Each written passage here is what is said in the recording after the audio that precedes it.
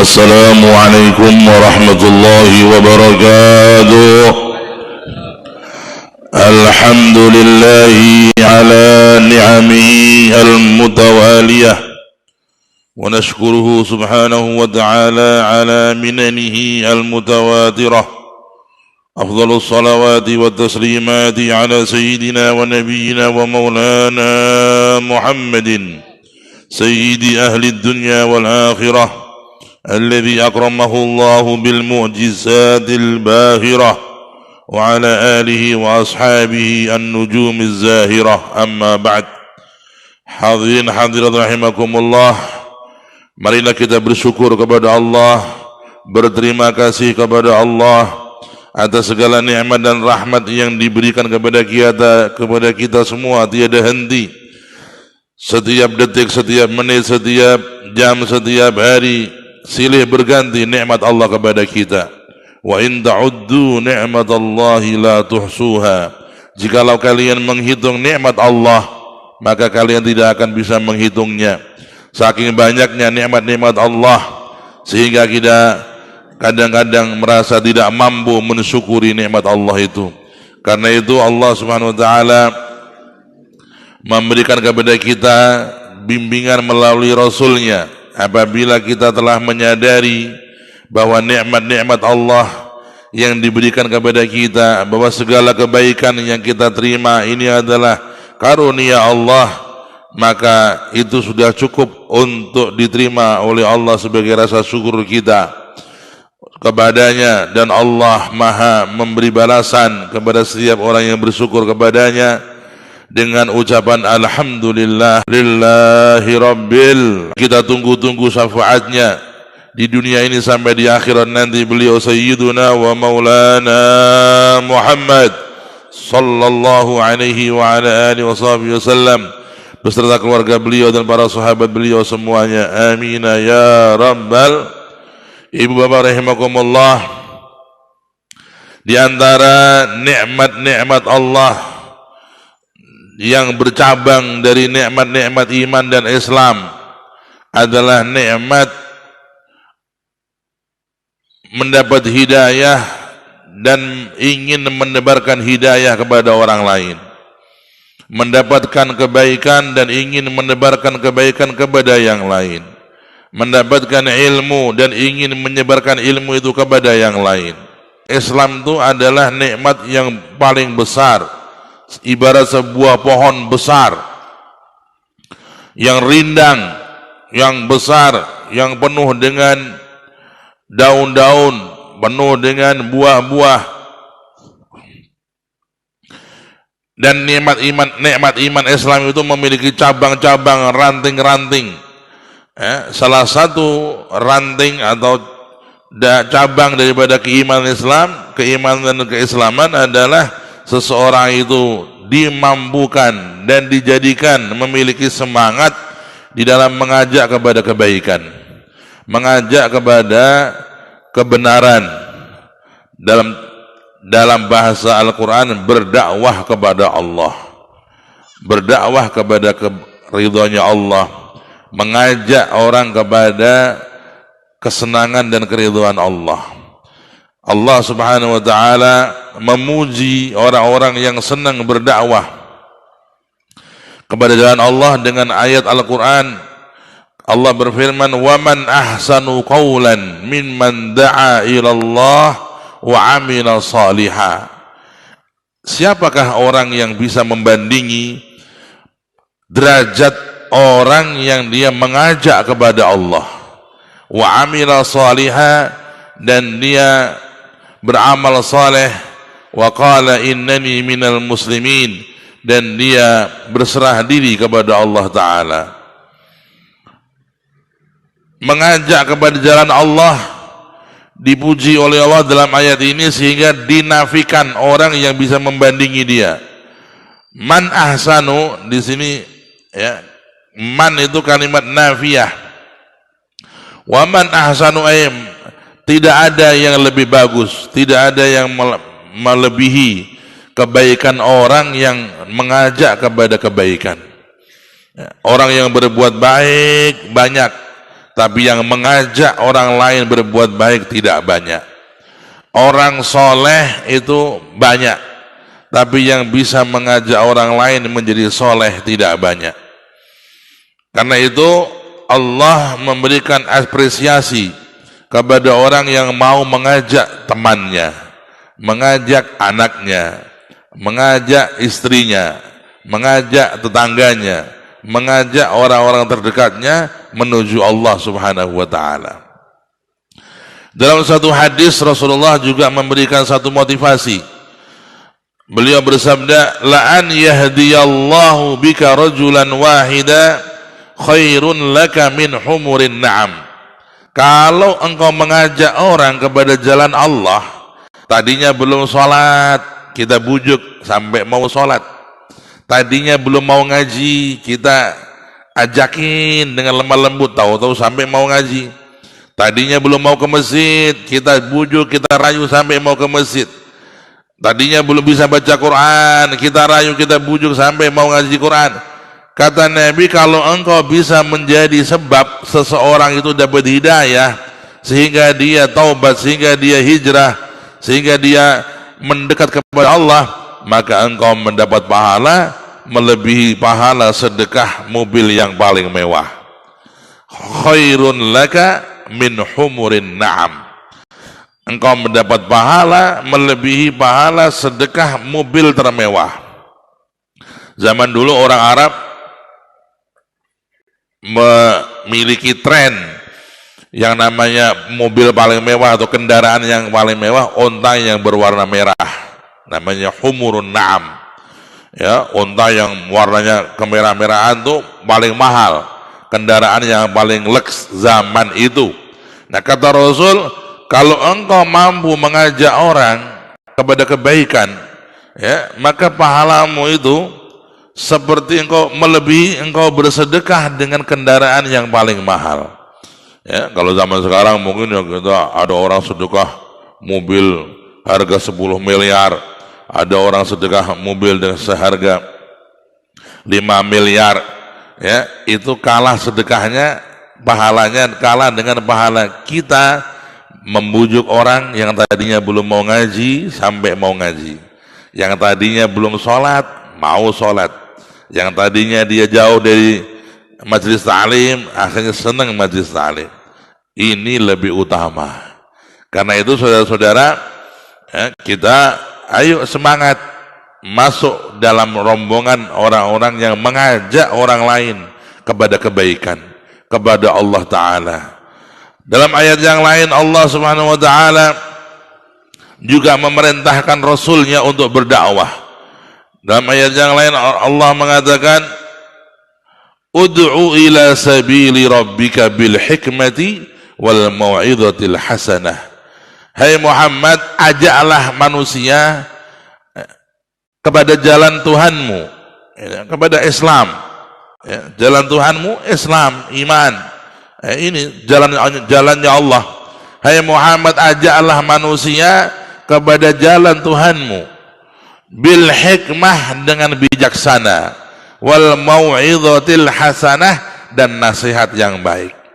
Wajadilhum billati hiya ahsan. Kalau terpaksa harus berdebat, maka berdebatlah dengan cara yang terbaik. Bukan cara yang baik, cara yang terbaik. Ya, kalau berdebat, andai kata harus berdebat, gunakan cara yang terbaik. Ini perintah Allah kepada Rasulnya yang mulia agar mengajak orang lain kepada Allah. Dan Rasulullah telah melaksanakan perintah Allah dengan sebaik-baiknya. Rasulullah telah menghabiskan umurnya untuk berdakwah kepada Allah. Rasulullah telah mengorbankan waktu, umur, harta, keluarga, nyawa bahkan untuk berdakwah kepada Allah, mengajak manusia kepada Allah. Rasulullah menyampaikan amanah Allah siang dan malam, pagi dan sore, tidak mengenal lelah, tidak mengenal capek. Sallu ala Nabi Muhammad, sallu ala Nabi Muhammad, sallu ala Rasul Muhammad. Sehingga dahulu dunia ini dalam kondisi jahiliyah, terutama kota Mekah yang penuh dengan jahiliyah. Mereka kebanyakan penyembah-penyembah patung dan berhala. Mereka kebanyakan penyembah selain Allah Ta'ala. Lalu Rasulullah mengajak orang-orang di sekitarnya untuk menuju ridhanya Allah dengan Islam, dengan mengesahkan Allah, dengan bertauhid kepada Allah, dengan tidak menyekutukan Allah. Orang yang mempertahankan keyakinannya kepada Allah itu ibadah. Orang yang menjauhkan dirinya dari syirik itu ibadah. Ya, keyakinan ketika kita hunjamkan dalam hati la ilaha illallah itu ibadah. Dan itu ibadah yang sebelumnya dilakukan oleh para nabi.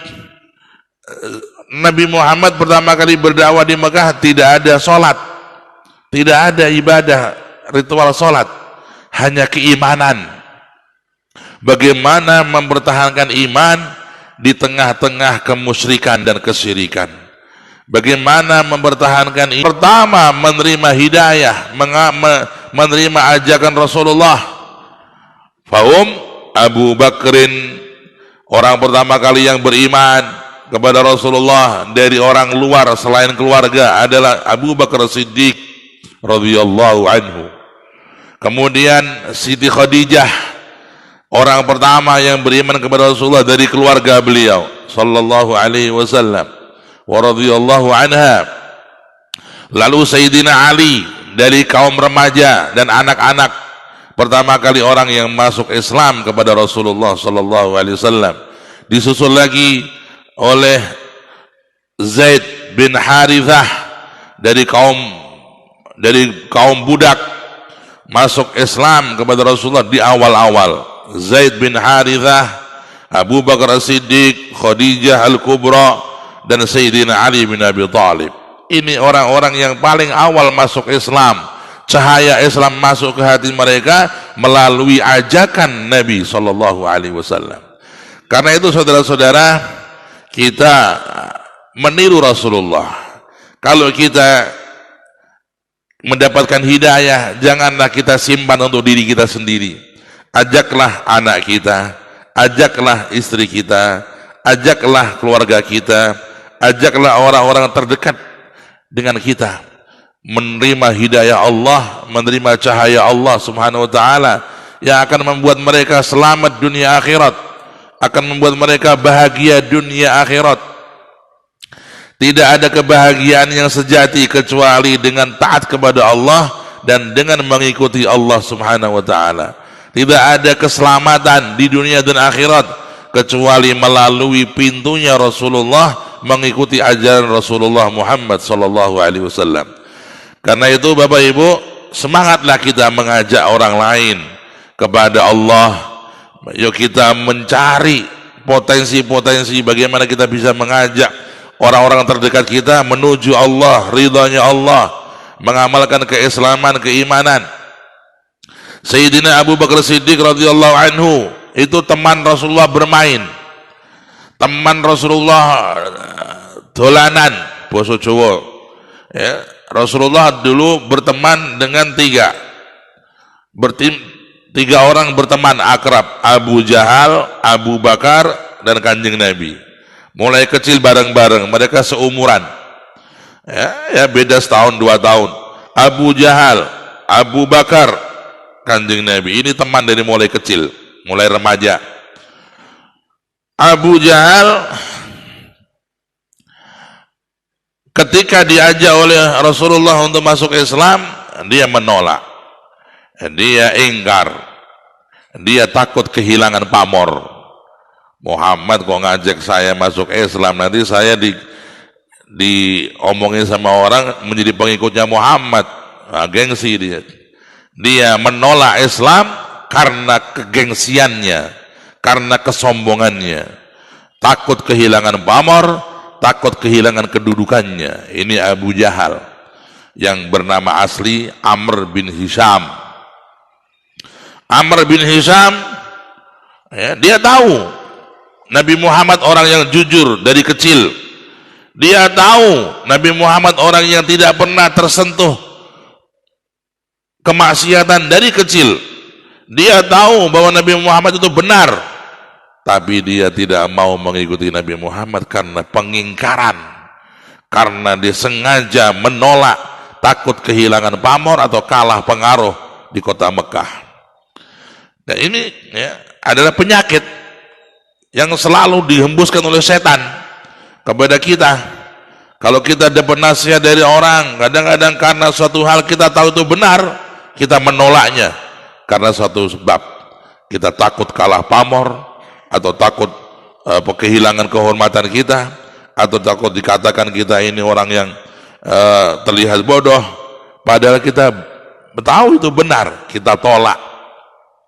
Inilah genetik pemikiran seperti Abu Jahal, menolak kebenaran karena takut kalah kehormatan, karena takut kalah kemuliaan, karena takut tidak dimuliakan oleh manusia. Padahal Allah Subhanahu wa taala memberikan contoh-contoh orang-orang yang mulia, orang-orang yang menerima kebenaran, maka ditambahkan kemuliaan oleh Allah taala. Orang-orang yang sudah agung ketika menerima kebenaran, ditambahkan keagungan oleh Allah Subhanahu wa taala. Raja Zulkarnain, Raja Zulkarnain, raja besar, raja hebat, ya, yang dikatakan dia menguasai barat dan timur. Yas'alunaka an wa yas'alunaka an Dzulqarnain qul sa'atlu alaikum minhu dzikra.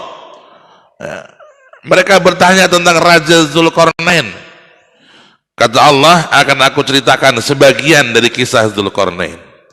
Inna makanna lahu fil ardi wa atainahu. Ya, dikatakan bahwasanya Dzulqarnain itu berjalan sampai ke ujung barat, hatta balagha maghribasy syamsi, sampai ke ujung yang paling barat. Sampai ke sana Dzulqarnain. Lalu mengajak orang untuk beriman kepada Allah.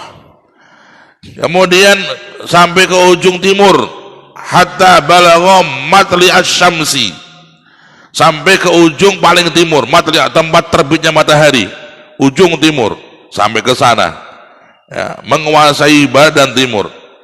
Bahkan Dzulqarnain sampai menemui suatu kaum yang merasa terganggu dengan Ya'juj wa Ma'juj, ya, sampai mereka meminta dari Dzulqarnain untuk dibantu bagaimana bisa selamat dari gangguan Ya'juj wa Ma'juj. Qalu inna Ya'juj wa Ma'juj mufsiduna fil ard fahal naj'alu laka kharjan ala an taj'ala bainana wa bainahum sadda.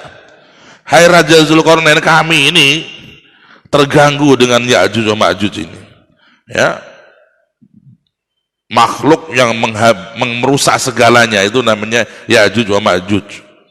Maka Dzulqarnain dikisahkan dalam Al-Quran membuat sebuah benteng atau sebuah benteng besar yang terbuat dari timah, cor yang terbuat dari timah, ya, sehingga bisa memblokir Ya'juj wa Ma'juj dan tidak akan bisa keluar kecuali di hari kiamat nanti. Fa idza jaa ya boleh atuni zubaral hadid hatta idza sawa baina sadafaini qala hu hatta idza ja'alahu nar qala atuni ufriq alaihi qitra famasta'u an yadharuhu wa mastata'u lahu naqba qala hadha rahmatun min fa idza jaa wa'du rabbi ja'alahu dakka'a wa kana wa'du rabbi haqqan. Apabila datang janji Allah, yakni hari kiamat, mereka akan keluar, akan merusak bumi ini pada saatnya nanti sebagai tanda-tanda kiamat yang dekat. Alhasil, singkat cerita, Raja Dzulqarnain seorang raja, dia menerima kebenaran, dia masuk Islam kepada Nabi Ibrahim. Apakah bertambah dia hina? Oh enggak, justru dia bertambah mulia, karena dia mau Islam di hadapan Nabi Ibrahim, mengikuti Nabi Ibrahim alaihissalam. Ya, sekaligus juga ini mengeji ralat. Sebagian orang itu menyangka Zulkarnain itu adalah Alexander. Ya, beda. Itu salah itu. Yang meyakini bahwa Zulkarnain adalah Raja Alexander dari Yunani, itu adalah salah. Ya, Ibnu Katsir dalam kitab tafsir menyatakan yang dimaksud Zulkarnain dalam ayat Al-Kahfi adalah seorang raja yang adil, yang hebat, yang kuat, yang menguasai badan timur, yang hidup sezaman dengan Nabi Ibrahim alaihissalam. Ya, catatan penting, sezaman dengan Nabi Ibrahim alaihissalam. Adapun Alexander raja Yunani itu non muslim, dia beragama Nasrani dan dia bukan muslim. Ya, dan dia hidup di masa antara Nabi Isa dengan Nabi Muhammad sallallahu alaihi wasallam. Ya, zamannya jauh.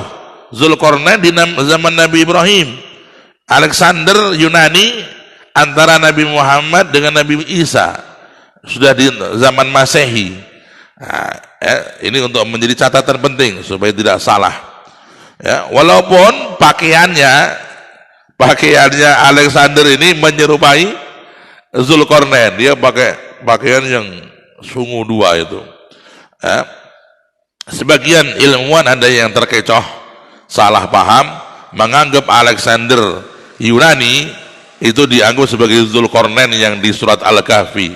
Fahadha khata'un fahish, kesalahan yang fatal. Ya, sekali lagi ditekankan, Zulkarnain yang dimaksud dalam surat Al-Kahfi adalah seorang raja yang adil, muslim, mukmin, dan dia masuk Islam di hadapan Nabi Ibrahim alaihissalam.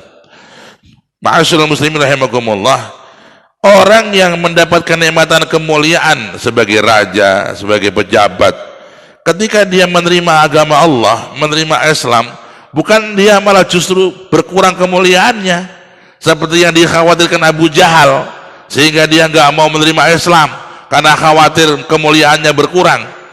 Justru ketika orang itu mampu menerima Islam dan dia orang yang mulia, tambah dimuliakan oleh Allah Subhanahu wa taala. Tetapi ketika orang itu menolak Islam, menolak kebenaran demi mempertahankan jabatannya atau kemuliaan duniawiyahnya, akan dihancurkan oleh Allah Subhanahu wa taala dan dihinakan oleh Allah Subhanahu wa taala. Ma'asyiral ikhwan, saudara-saudara yang saya hormati, maka ini penting ya, mari kita bersihkan diri kita dari sifat menolak kebenaran karena kesombongan, karena takut kurang kehormatan, ya, karena takut kalah pamor. Ini jangan ya. Kalau kita dapat nasihat dari siapapun benar, kita terima. Ya, kita membenarkan. Oh ya benar, ya benar. Ya, di antara nasihat Sayyidina Ali, wadur ma'al haqqi haitsu madar. Jadilah engkau orang yang selalu mengikuti kebenaran dimanapun dan dari manapun datangnya. Walaupun yang ngomong kebenaran ini anak kecil dan kita tahu itu benar, terima. Walaupun yang ngomong anak kecil, walaupun yang ngomong ini seorang perempuan, ya, dan kita tahu benar yang diomongkan, maka kita terima. Ya, walaupun yang ngomong ini orang yang secara ekonomi nggak punya, tapi yang diomongkan benar, maka kita terima. Ya, karena kita pada hakikatnya ketika menerima kebenaran, bukan kita patuh kepada orang yang membawanya, tetapi kita patuh kepada Allah Subhanahu wa taala. Ketika kita menerima ajakan Islam, ajakan iman, ajakan untuk sholat, untuk taubat, bukan berarti kita itu tunduk kepada yang mengajak tadi, bukan. Dia hanya perantara saja. Hakikatnya kita itu menerima ajakan Allah, tunduk kepada Allah, menerima kebenaran dari Allah. Dan itulah orang-orang yang dimuliakan oleh Allah Subhanahu wa taala. Karena itu di antara tanda orang yang tidak sombong adalah orang yang tidak meremehkan siapapun dan dia tidak menolak kebenaran ketika datang dari manapun. Ini tanda orang yang tidak sombong. Ya. Sebaliknya orang yang sombong apa? Orang yang sombong adalah orang yang meremehkan seseorang lain dan dia menolak kebenaran yang datang kepadanya. Kenapa? Karena yang ngomong ini orang yang ekonominya, mohon maaf, miskin. Ngomong bener, dia tolak. Siapa ente ngomong-ngomong sama saya? Kamu tuh orang miskin banyak ngomong tuh. Ya, ini adalah sikap orang-orang yang kafir. Dan Al-Quran menceritakan ada kelompok-kelompok begitu. Ya, wa ma arsalna fi qaryatin min nadhirin illa qala mutrafuha inna bima ursiltum bihi kafirun wa qalu nahnu aktsaru amwalan wa aulada.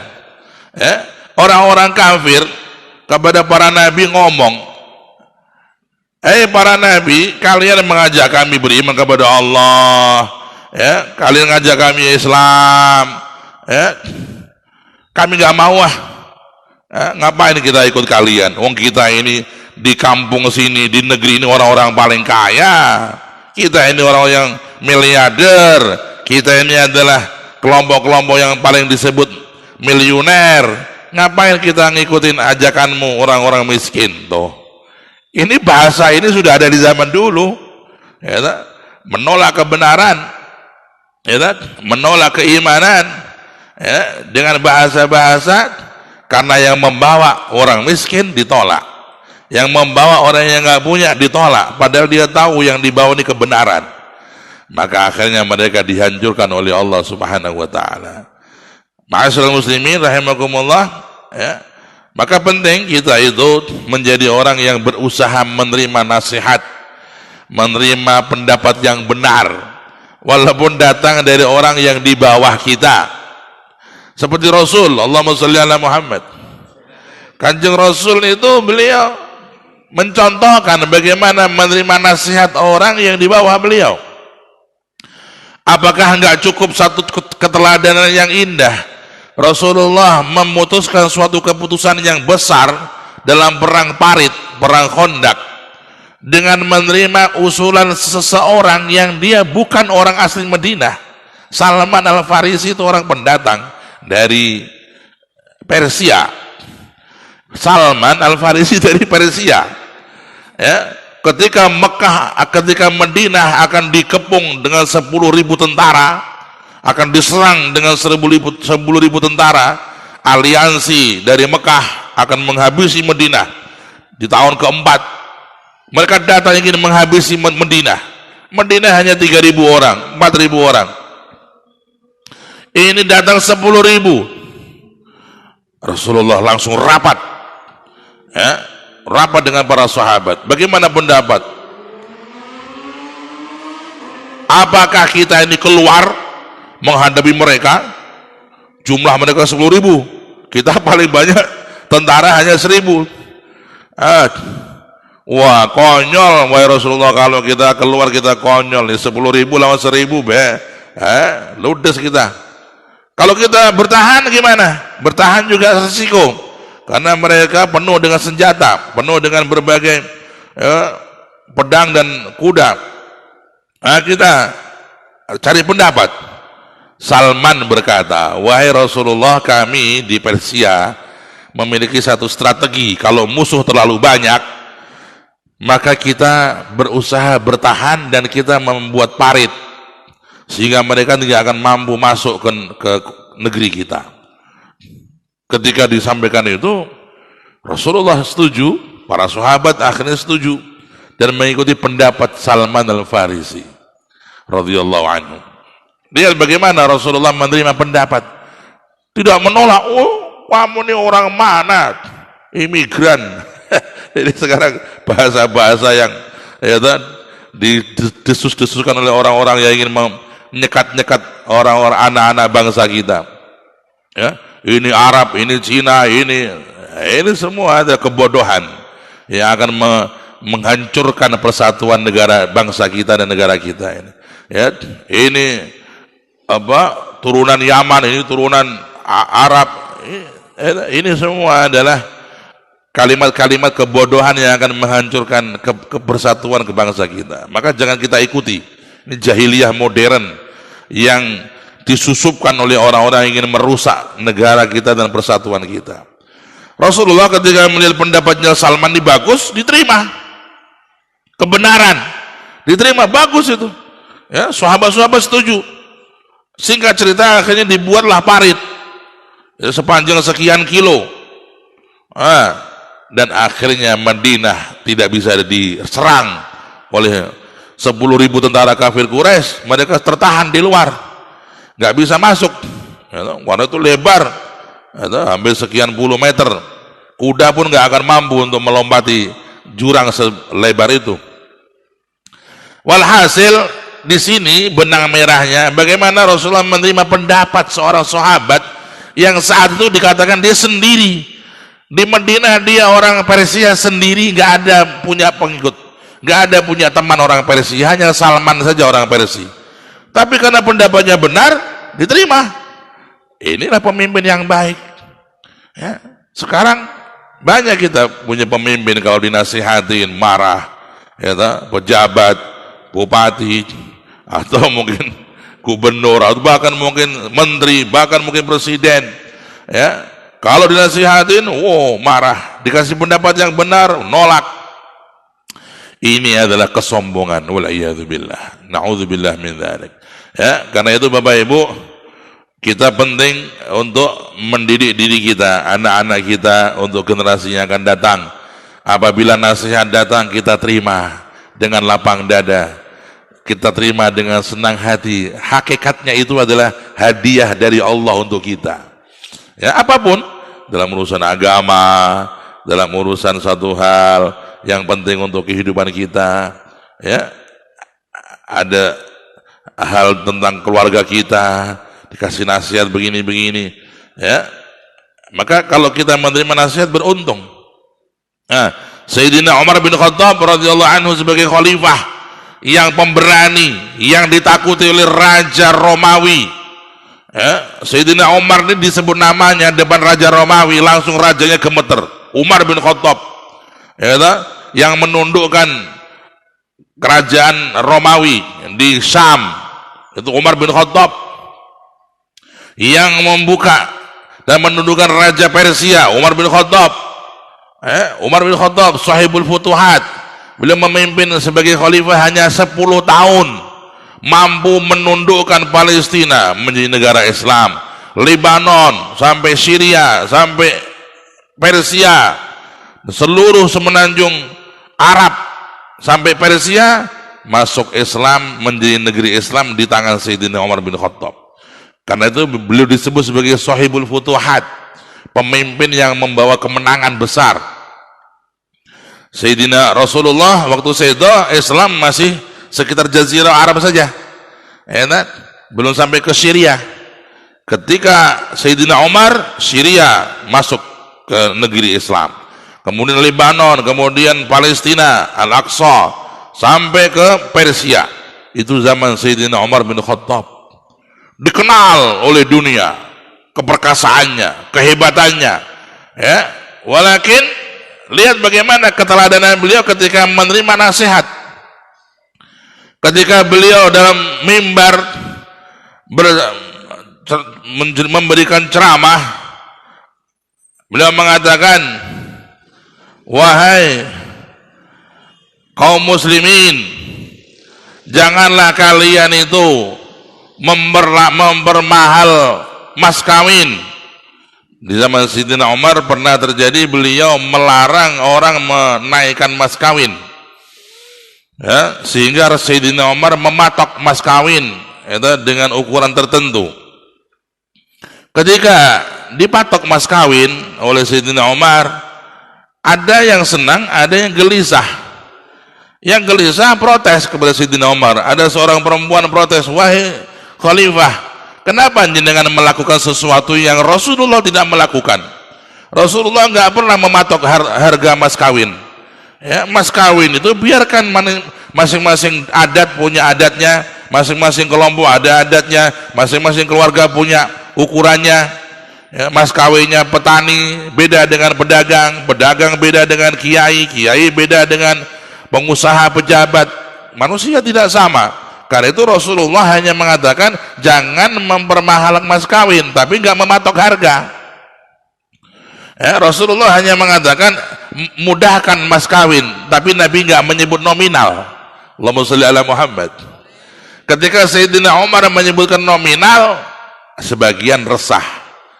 Karena menurut mereka ini terlalu murah buat anak kami di kabilah kami ini, kalau mas kawin gak segini, ini terlalu murah. Ya.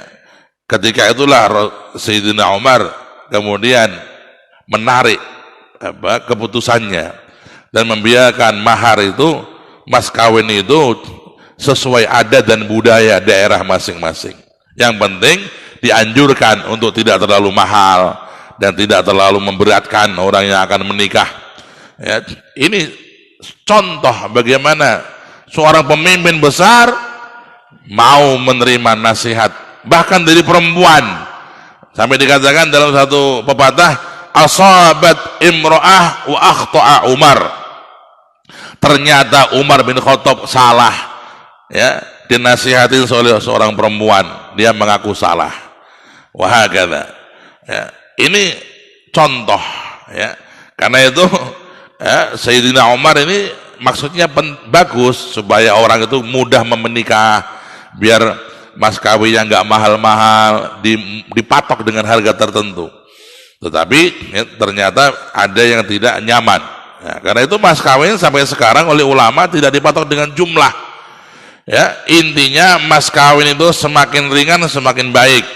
Itu semakin mudah, semakin cepat, semakin baik.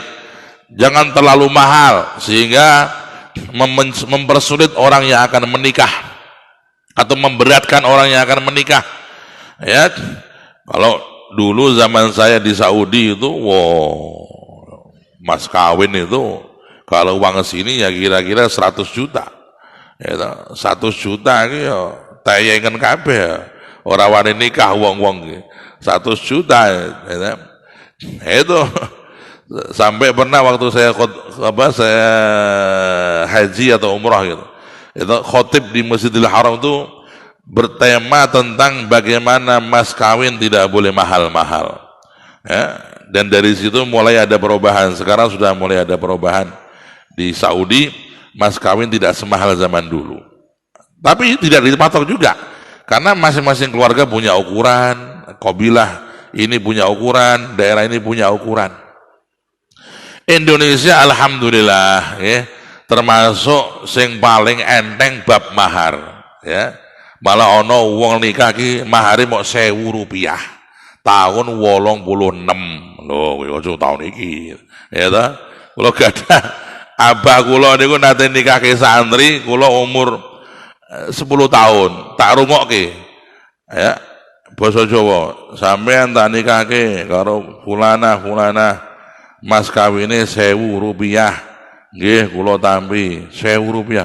Saya umur 8 tahun 86 itu saya ingat, kula niku umur nembe kira-kira 10 tahun. Ya, tak iling-iling, wah 1.000 rupiah. Tapi zaman sakmono ku 1.000 ya lumayan yo. 86 itu bakso masih harganya 100 rupiah. Murah itu. Ini kan alhasil. Jadi mas kawin dipatok nggak boleh, ya. Masing-masing keluarga, masing-masing daerah, masing-masing suku punya budayanya, punya caranya. Tapi secara umum diperintahkan untuk tidak terlalu mahal, untuk meringankan.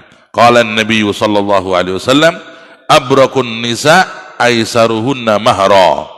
Wanita yang paling barokah adalah yang paling ringan maharnya. Allahumma sholli ala Muhammad. Shallu ala Nabi Muhammad. Kemudian Sayyidina Umar bin Khattab pernah juga, beliau sebagai raja, sebagai khalifah, mengirim pasukan perang melebihi 4 bulan atau sekitar 6 bulan. Jadi ada namanya tugas perang, diutus oleh Sayyidina Umar bin Khattab menjaga perbatasan. Ya.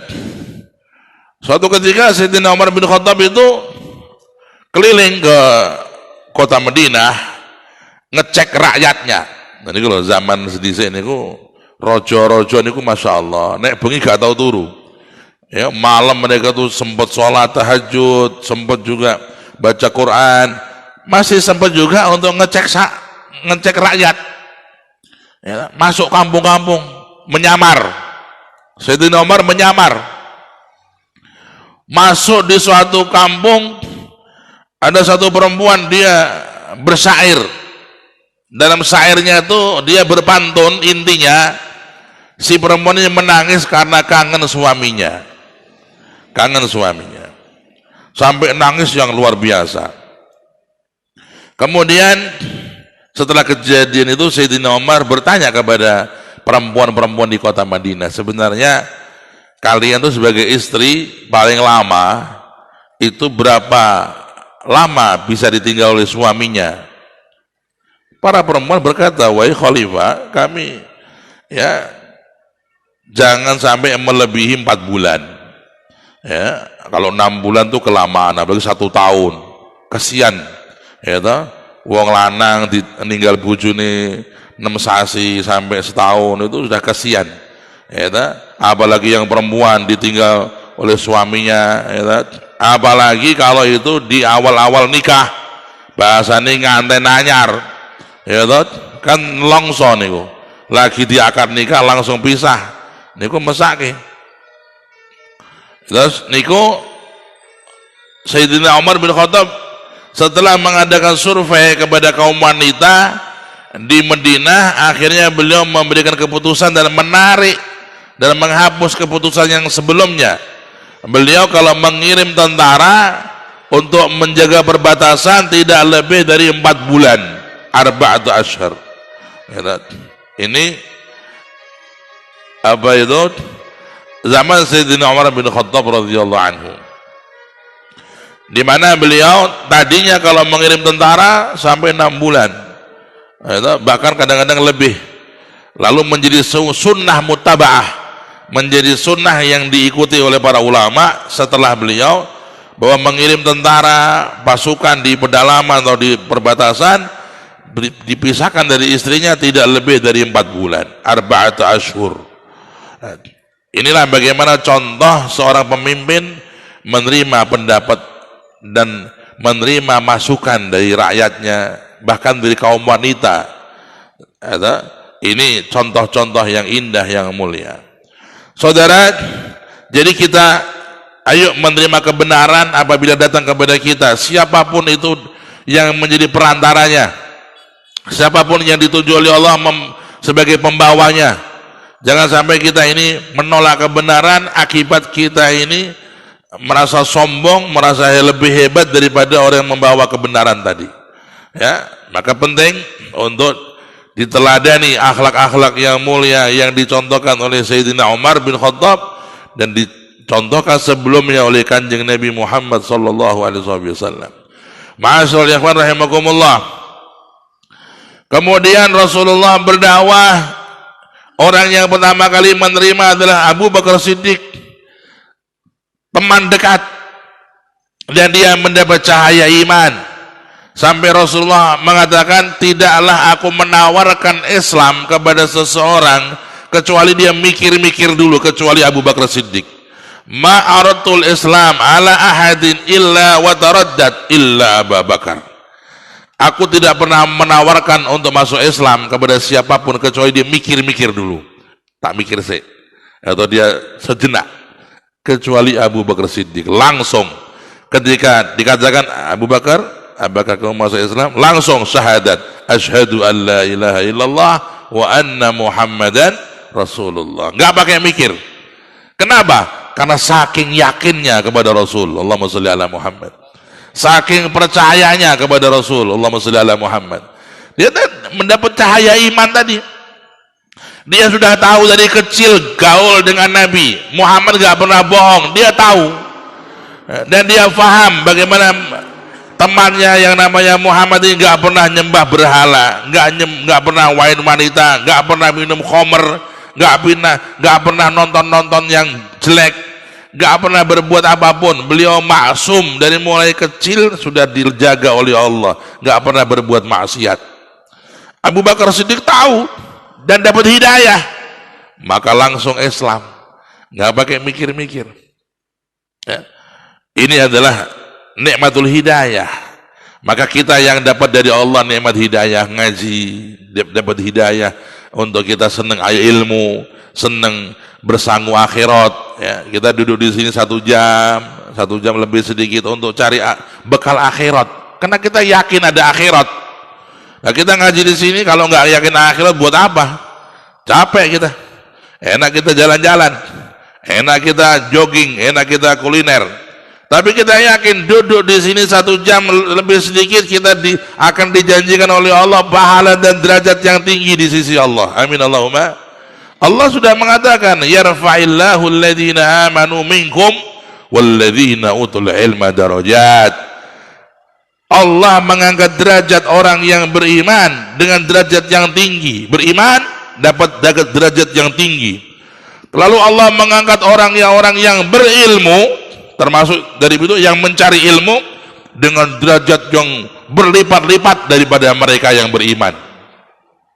Yang beriman saja sudah derajatnya tinggi, lalu dikatakan yang beriman dan berilmu mendapatkan derajat yang berlipat-lipat dibanding yang beriman tadi. Kata Ibnu Abbas, antara orang yang beriman dengan antara orang yang berilmu dengan yang tidak berilmu itu terdapat 700 derajat perbedaannya. 700 bukan 7, bukan 70. Ya, 700 derajat, sab'umi'ati darajah. Antara orang yang berilmu dengan yang tidak berilmu. Ada orang beriman tapi ilmunya kurang.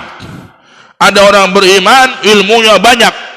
Derajatnya yang beriman dan berilmu banyak ini lebih tinggi daripada yang beriman tapi ilmunya sedikit, 700 derajat. Setiap derajat dengan derajat yang lainnya jaraknya seperti perjalanan kuda berlari kencang 500 tahun. Masirat khamsimiati am, seperti perjalanan seseorang selama 500 tahun. Berapa juta kilo, berapa kilo kuda kita larikan dengan kencang 500 tahun, berapa juta kilo. Wah, itu antara 1 derajat dengan derajat yang satunya, baru 1 derajat, belum 700. Ini tamsil dari Ibnu Abbas yang sangat dahsyat betapa tingginya derajat orang yang berilmu. Ya, kalau kita meniatkan itu di majlis ini, maka hani'an lakum, beruntung jenengan. Ya, beruntunglah panjenengan semua. Duduk 1,5 jam dapat derajat setinggi itu. Ya, antara orang yang beriman dengan orang yang berilmu 700 derajat. 1 derajatnya seperti perjalanan 500 tahun. Ya, begitu mulianya majlis ilmu. Tapi ya, ini adalah bagi orang yang sudah yakin, yang sudah dapat hidayah, yang sudah dapat petunjuk cahaya. Maka hadir di sini, ya, dia yakin ada catatan pahala, malaikat sedang live. Ya, semua yang hadir ditulis namanya fulan, fulan, fulan. Hatinya dilihat oleh Allah masih fulan, fulan, fulan. Ya, ini Sayyidina Abu Bakar Siddiq langsung iman kepada Rasulullah. Allahumma sholli ala Muhammad. Ya. Dan Sayyidina Abu Bakar Siddiq bukan hanya iman saja, beliau itu mahabbah kepada Rasulullah, cinta luar biasa. Ya. Dan saking cintanya dia mengorbankan segalanya untuk Nabi. Allahumma sholli ala Muhammad. Ya. Saking banyaknya jasa Sayyidina Abu Bakar Siddiq kepada Nabi sampai Rasulullah bersabda, tidak ada satu sahabat pun dari sahabat-sahabatku kecuali aku telah membalas kebaikannya dan jasanya. Kecuali Abu Bakar Siddiq, aku belum bisa membalas kebaikannya. Allahumma sholli ala Muhammad. Saking banyaknya, saking hebatnya, ya, pelayanan, khidmah dan pengorbanan Sayyidina Abu Bakar Siddiq kepada Nabi, Itu sampai Nabi mengatakan begitu. Tidak ada satu sahabat pun yang berbuat baik kepadaku kecuali aku sudah membalas dia, kecuali Abu Bakar Siddiq. Ma minkum min ahadin illa waqad kafatuhu illa Abu Bakar. Ya, kecuali Abu Bakar aku belum bisa membalas kebaikannya radhiyallahu anhu. Ini makom yang tinggi, derajat yang tinggi. Karena itu diangkat derajatnya oleh Allah paling tinggi manusia setelah para nabi adalah Abu Bakar Siddiq radhiyallahu anhu. Ya, dijuluki As-Siddiq karena beliau orang yang sangat di hatinya mempercayai Nabi tanpa ada memikir ini mikir itu, nanti begini nanti begitu, nggak ada. Wa qala an-nabiy sallallahu alaihi wasallam ma fadalakum Abu Bakrin bi kathrati salatin wala siyam wa inna ma fadalakum bi syai'in waqara fi qalbi aw fi sadri. Abu Bakar Siddiq tuh sama kalian tuh sebenarnya kalau ibadah ya bisa dilomba-lombain lah, qiyamul lailnya lomba bisa, puasa sunnahnya bisa dilombain, ya bisa ditandingin, ya sedekahnya bisa ditandingin, bisa. Tapi ada sesuatu yang di hati dia yang tidak bisa kalian tandingi, yaitu rasa cinta dan rasa percaya. Rasa cinta dan rasa percaya kepada Rasulullah ini yang nggak bisa ditandingi oleh siapapun, ada di hati beliau Sayyidina Abu Bakar Siddiq radhiyallahu anhu. Ma'asyiral muslimin rahimakumullah. Karena itu yuk mari kita menjadi orang yang menerima kebenaran, maka kita akan dimuliakan seperti Sayyidina Abu Bakar Siddiq radhiyallahu anhu dimuliakan. Kalau dari kaum raja dulu yang masuk Islam siapa? Zaman Nabi Najasyi. Raja Najasyi itu raja Afrika, Ethiopia, ya, dan dia masuk Islam. Padahal beliau nggak pernah ketemu Nabi. Rasulullah mengirim sahabat namanya Ja'far bin Abi Thalib pergi ke Ethiopia. Di sana Ja'far bin Abi Thalib mendakwahkan Islam kepada raja Ethiopia namanya Najasyi. Raja Najasyi dapat hidayah masuk Islam di tangannya Ja'far bin Abi Thalib. Dan dia mencintai Nabi, dia memuliakan Nabi, mengagungkan Nabi, dan melindungi para sahabat yang hijrah ke Ethiopia dengan perlindungan yang luar biasa. Dimuliakan dan dilindungi itu para sahabat Nabi yang hijrah ke Ethiopia. Sampai ketika Raja Najasyi meninggal dunia, Rasulullah di kota Madinah nih, tiba-tiba pengumuman, ya. Nggak ada kabar, nggak ada angin, nggak ada hujan. Rasulullah langsung, sesungguhnya Raja Najasyi sekarang sudah meninggal dunia. Dari mana? Kanjeng Nabi streaming langit langsung, langsung dari Allah tahu Raja Najasyi meninggal dunia. Dan Rasulullah kemudian melaksanakan sholat ghaib di kota Madinah, sholat jenazah ghaib. Ya, karena itu kita itu ada namanya amaliyah sholat ghaib. Kalau ada ulama meninggal di Mekah, Madinah atau dimanapun, ada orang-orang soleh meninggal dunia, atau mungkin kerabat kita dekat meninggal dunia di tempat yang jauh kita nggak bisa sholat jenazah, ke sana kita sunnah sholat ghaib, ya, sunnah sholat ghaib. Banyak dari kita meremehkan tuh, wah aduh yo raiso aku sholat nongkono, yo ora sholat. Itu ya kekurangan, itu satu kekurangan. Kalau kita nggak bisa sholat jenazah hadir, kita sholat jenazah ghaib. Ya, apalagi kalau orang soleh.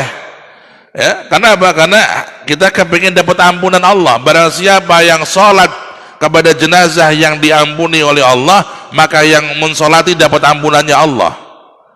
Ya, maka kalau ada ulama meninggal tuh, kalau bisa kita hadir sholat jenazahnya. Nggak bisa, dari jauh kita sholat ghaib, jenazah ghaib. Saya niat sholat jenazah ghaib, Kiai Fulan, Syekh Fulan, atau Fulanah.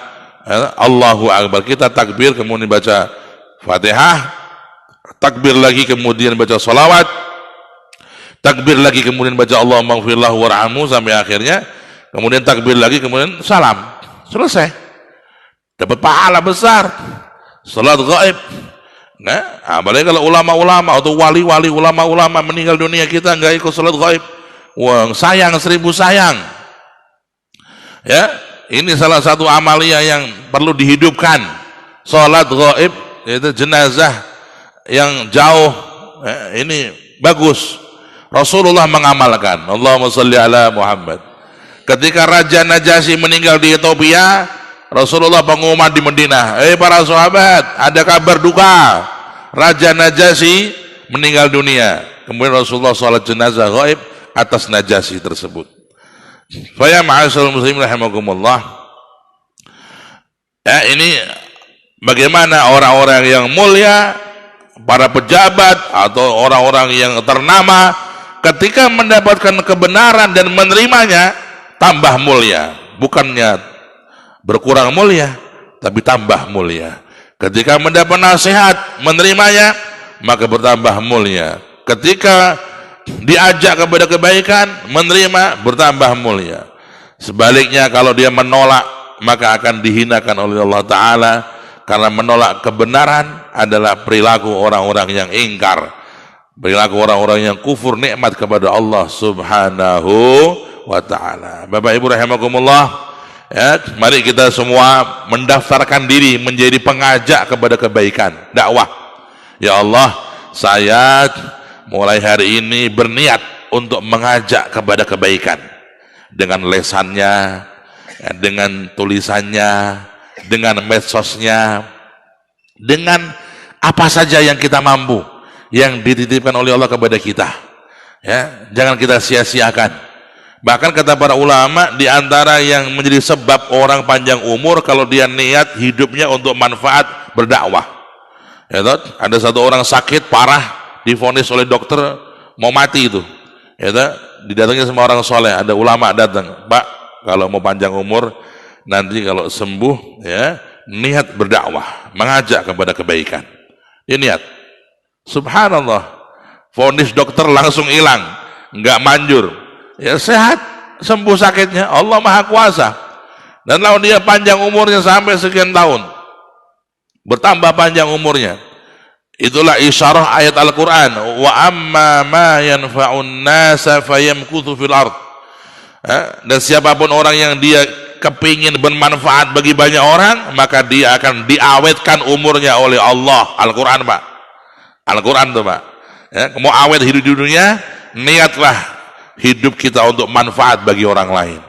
Yang bisnis, ya Allah, saya kepingin berbisnis, nanti saya akan dapat untung yang besar, sekian persen untuk dakwah, untuk umat. Ya Allah, saya kepingin mengajar berdakwah, untuk mencetak generasi yang berdakwah, untuk mencetak para santri. Niatkan kemanfaat bagi umat Islam secara umum, akan menjadi sebab panjenengan panjang umur. Amin Allahumma amin ya rabbal alamin. Ya, ikhwanul kiram, ya. Nah, berdakwah itu beda dengan mengajar. Kalau mengajar itu orang yang jadi kiai, mengajar santri harus orang yang alim, bisa baca kitab kuning, gitu. Jangan sampai nanti jadi kiai ilmunya ilmu terjemahan, wah kacau balau nanti, gitu. Jangan sampai jadi kiai dia ceramah kepada santrinya rujukannya Google. Nah, jangan. Kalau kiai ulama mengajar santri harus alim, bisa baca kitab kuning. Karena itu kata Mbah Maimun, kalau ada orang gak iso maca kitab kuning, iki ora sah dadi kiai, ora sah.